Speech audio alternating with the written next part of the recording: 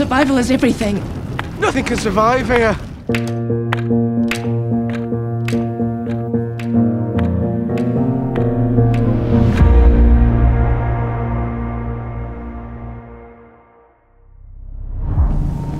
Dan and I worked with John Bradley for 8 seasons at Game of Thrones and loved every minute of it. And he never died. But we never got to kill him. No. And so we had something an missing from our lives. Yeah.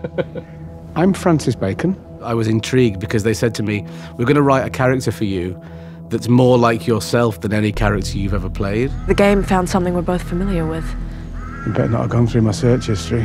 In amongst all the bluster and in amongst all the humour and the wisecracking, there's a really beautiful soul in there who really wants to take care of his friend. Both of us thought, God, it'd be really fun to have a character who is not Samwell, but more like the John Bradley that we're watching right now. And John's just so effortlessly confident and quick and witty. You do you, and I'll be in the pub when you come to your senses. No, Rooney. The Santee want compliance. You said I was free to go. You were? But Jack's just too much of a strong personality, so he falls foul of them. All you had to do was keep playing. In our original conception, the Tatiana character didn't really have that many scenes. No. Marlo, you know, she's such a great actress to watch. She ended up being in, I think, almost all of the episodes, and in crucial moments of almost all the episodes. So that's a credit to her as an actor. The answers to all of your questions are waiting for you in level 4. Much of the episode regarding the headset in the video game is this mind-bending experience of, like, what is this all about? We don't have this technology. Where did this come from?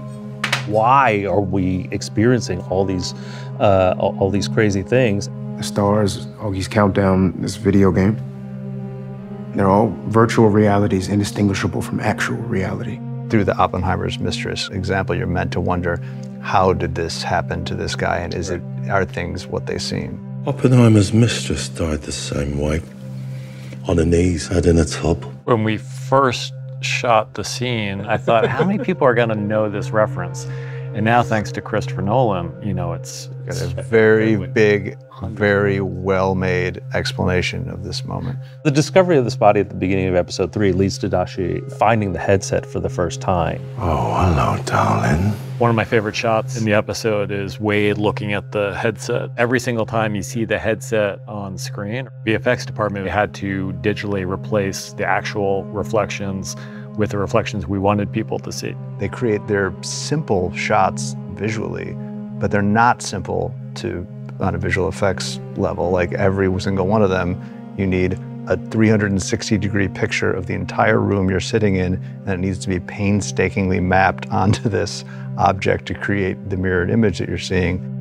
What's engineering got to say about this? No luck getting it to work, but they did identify some very interesting components. So now, the folks in the Black Palace have their hands on this, though they can't make head or tail of it yet. But we dive even deeper into the weirdness. It's got a retinal scanner, an oxygen meter, and a brainwave sensor. So while you're playing the game, someone at the other end is playing you. Level 3. One of the most visually memorable moments from the book of 30 million people all being sucked up into the sun. I think when we all read these books, it's like, well, this is different. There's no doubt about that. To see the work that the VFX team did, the Kubla Khan Pleasure Dome sequence has so much visually. It's such a fun idea, and just the mixing of that grounded historical reality with something that's completely bonkers. We took full advantage of reality with that world. We were able to build the very tip observation deck that would be on the top of the dome, and then imply the rest of the world. One of the fun things about doing those video game sequences is that there's no limit to how weird they can get.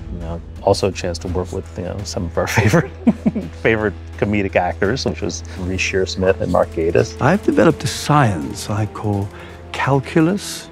Action!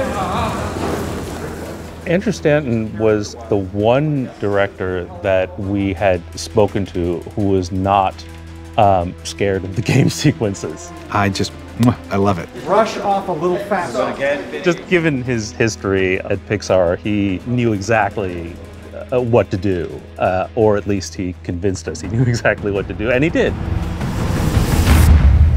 Civilization number 184 was destroyed. I don't know if we had an idea of what, at least in those scenes with Evans talking to the Lord, what would be on the other end. Where was I? Until after we cast C and heard her voice, and it was so perfect. You said the boy Hansel was afraid, but the girl was not? Not at the moment, no. It does sound a little bit AI generated. I really wanted her to sound grounded, humanistic, and powerful without having to be loud. She doesn't really go full robot, but she does something that just sucks all the emotion out of her voice, which is a funny thing for C to do since she seems completely incapable of doing that in her real life. She's a very warm, one of the warmest people in the world. The moment we received the invitation to your world, we knew our destination. Watching Sword Lady and cute little girl's explanation of what's really going on to Jin and Jack, and watching how Eve Ridley as follower goes from cute to really menacing, but also cute at the same time. We can't wait to meet you. There's a lot happening in that scene, and almost all of it pays forward into the rest of the show. They're real. We call them the Santee. Come on, this is fucking mental. She's talking about aliens. This is the first time, I think, that we use the word aliens. So, you know, for this show that is about aliens, so we go almost to the end of episode 3 before that's even put on the board, and hopefully you get the feeling of like, oh, of course. We built an interstellar fleet of 1,000 ships, and they are on their way.